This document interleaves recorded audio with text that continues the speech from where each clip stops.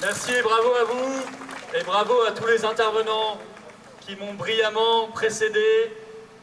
Merci et bravo à Maître Divisio, Virginie Télène, Marie, Ouba, Alexandre, et puis qui était en audio également, Docteur Delépine, Jean-Frédéric Poisson. Ça n'est évidemment qu'un début. On n'est pas, on nous dira, dans un sujet d'actualité brûlante. Moi, je crois que nous le sommes, parce que la vie est toujours un sujet d'actualité. Et que notre devoir, et nous y sommes, c'est d'être là, c'est d'être debout. C'est de nous dire que quand on nous veut résignés, couchés, absents, soumis, nous avons ici un très sain réflexe de résistance. Et sur cette place en particulier, où nous avons lancé tant et tant de combats, de manifestations, devant ce ministère de la Santé qui, effectivement, est en train de devenir un ministère de la honte et de la mort. On parle ici d'une rupture anthropologique majeure qui ne peut pas se faire sans y réfléchir sérieusement, profondément et sans consulter les Français. S'il y a bien un sujet sur lequel on pourrait imaginer un référendum, c'est celui-ci. C'est celui-ci, car les Français ont le droit d'être informés, de débattre, de donner leur avis. Et ça permettrait de retirer ce sujet des mains de députés qui sont absents la plupart du temps ou qui veulent voter à la va-vite pour partir le plus vite possible en vacances. Vous me direz que c'est un petit peu cynique de dire ça, mais non, non, c'est la stricte vérité. Je dirais rupture anthropologique, car elle l'a été dans tous les pays où ce type de loi, suicide assisté, euthanasie, ont déjà été mises en place. À chaque fois, l'ambiance dans la société change brutalement. Louis Bouffard, je ne sais pas si vous le connaissez, il était passé notamment sur CNews, qui est un jeune homme qui est victime de la maladie de Duchenne. Il est passé fin mai, il y a quelques semaines, sur cette chaîne, et il avait déclaré ceci: pour ceux qui sont, comme lui, dans la vulnérabilité, cette loi est d'une violence absolue. Et il avait ajouté cette phrase, cette formule magnifique: même en fin de vie, il y a encore de la vie. Car, ne nous y trompons pas,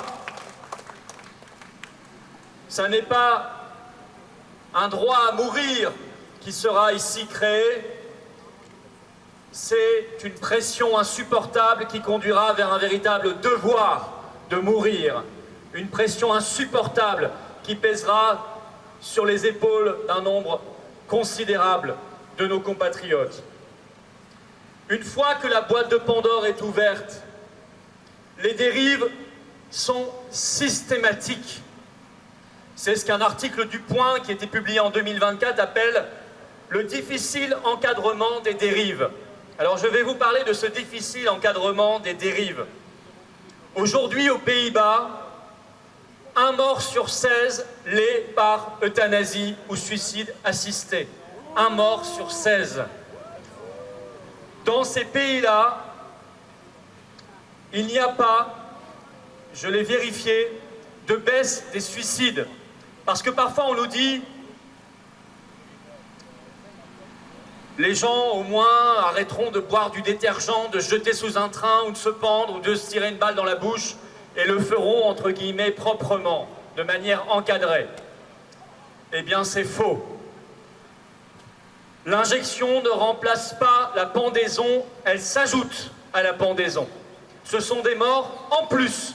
Il n'y a dans ces pays-là aucune baisse du taux de suicide. Je le dis et le redis, car c'est un faux argument qui est mis dans le débat public et nous devons l'en chasser. Nous devons rectifier les choses. De la même manière, les dérives concernent systématiquement un élargissement des populations concernées, avec l'ouverture très rapidement des procédures de suicide assisté et d'euthanasie aux mineurs, aux adolescents, voire aux enfants, évidemment aux dépressifs. Et ce sont là quelques dérives qui expliquent que nous arrivons à ces situations terribles. Je vous en donne une, mais il y en a foison. En 2023, en Belgique, ça a fait la une de certains journaux. L'injection d'une femme n'a pas fonctionné. Elle a été, je cite, finie, en étant étouffée par un coussin.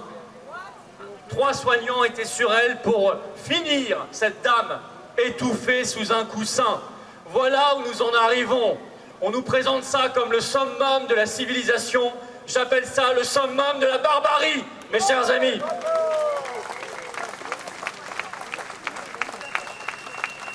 Systématiquement encore, dans les pays où ce type de loi existe, il y a à chaque fois un sous-investissement dans les soins palliatifs et dans le soin en général. Systématiquement, quand une loi de suicide assisté ou d'euthanasie est votée, il y a moins d'investissement ensuite dans le soin et en particulier dans le soin palliatif. Il y a déjà de terribles dérives dans la loi qui est proposée au vote en France.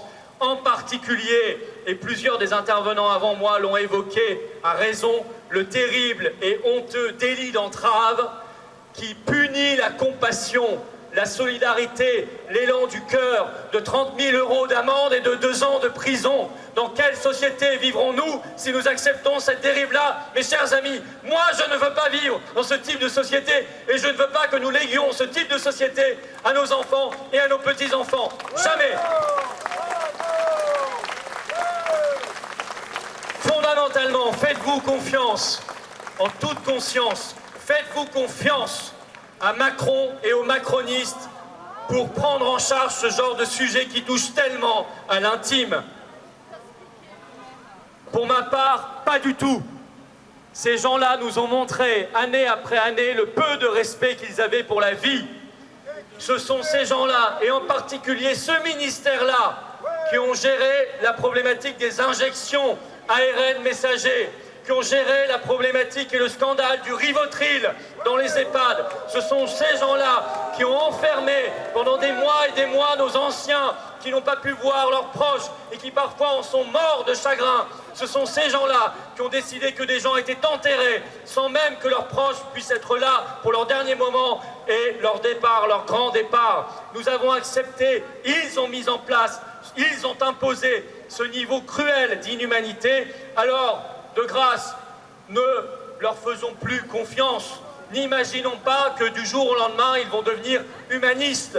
Ils ne l'ont jamais été, ils ne le seront pas. Ces gens-là n'ont pas un cœur là, ils ont un compte en banque, c'est tout ce qu'ils ont.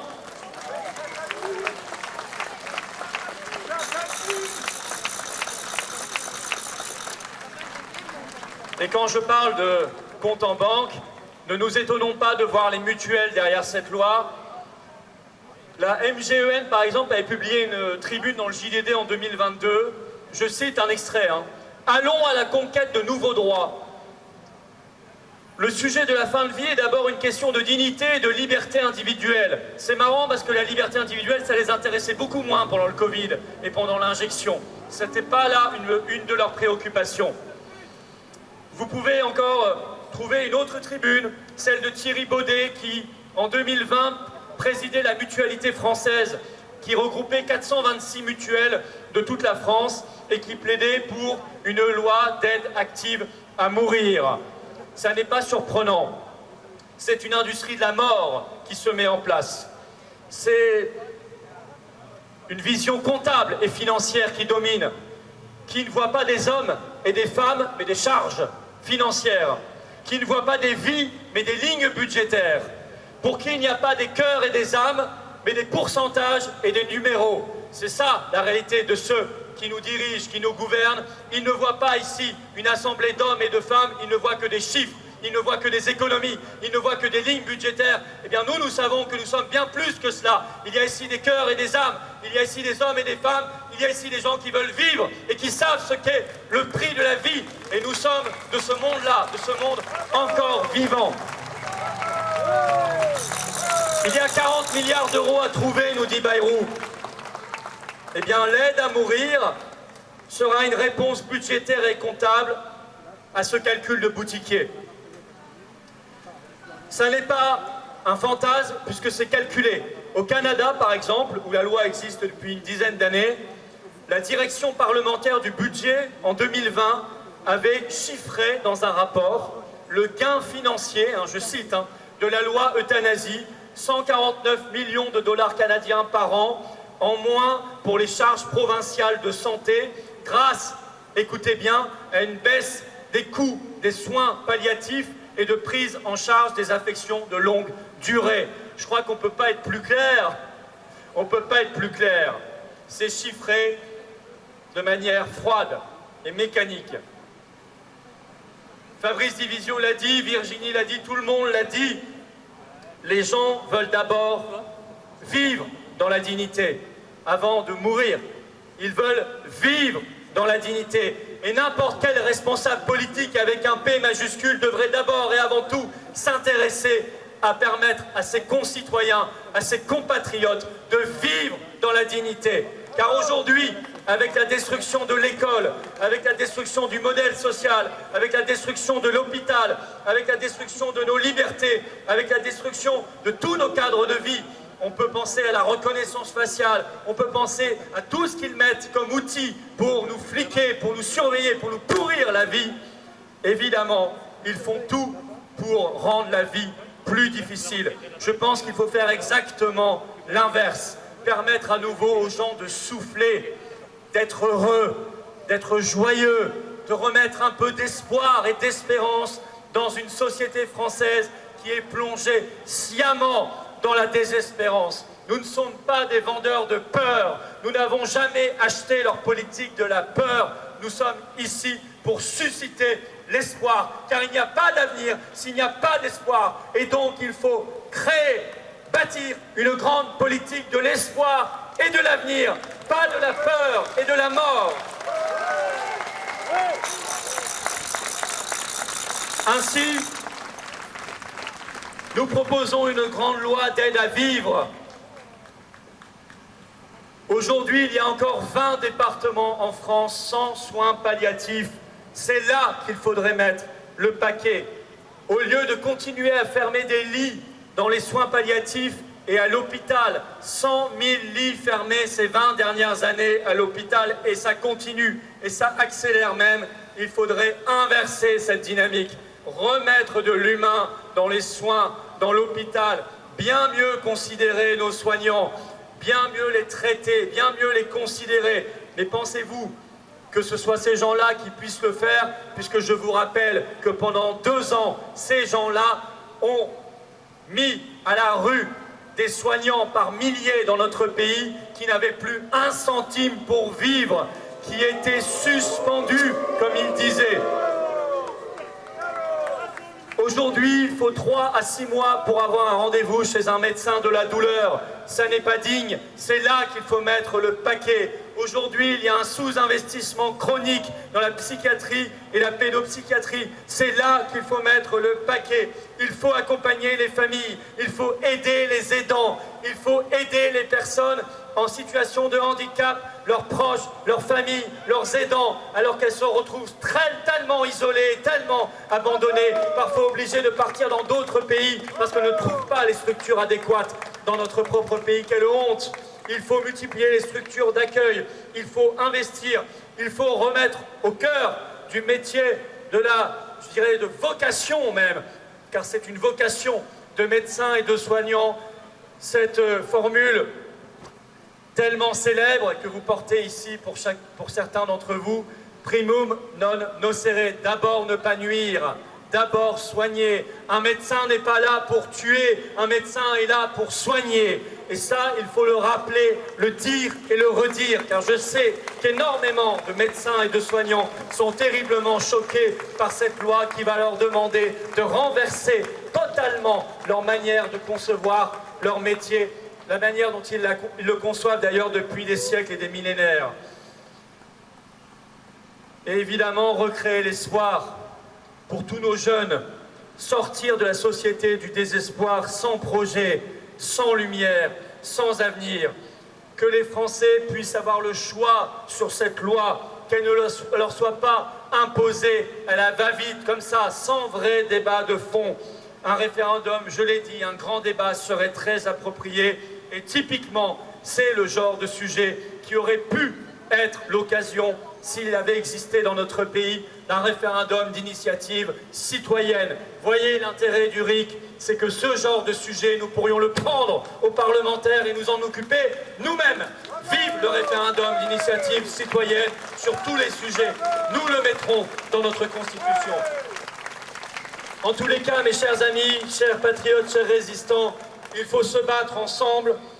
Le peuple français, il est grand, il est beau, il est libre dans sa capacité à épauler ceux qui en ont le plus besoin dans les moments difficiles de la vie, à déceler en chacun, non pas l'envie de mort, mais le souhait de vivre, l'éclat de vie, parfois très faible, mais quand il est encore là, il faut essayer de s'y accrocher et de ne pas l'éteindre, au contraire, d'y voir l'étincelle qui pourra peut-être allumer la flamme et le brasier de cette vie, de cette joie, de ce bonheur, de cette grandeur d'âme que nous avons le devoir d'aller chercher, de valoriser, de faire prospérer. Je crois fondamentalement que le vrai responsable politique n'est pas celui qui compte, il est celui qui pense que c'est la vie qui compte. Merci à tous. Vive la liberté, vive la résistance, vive la vie et vive la France libre!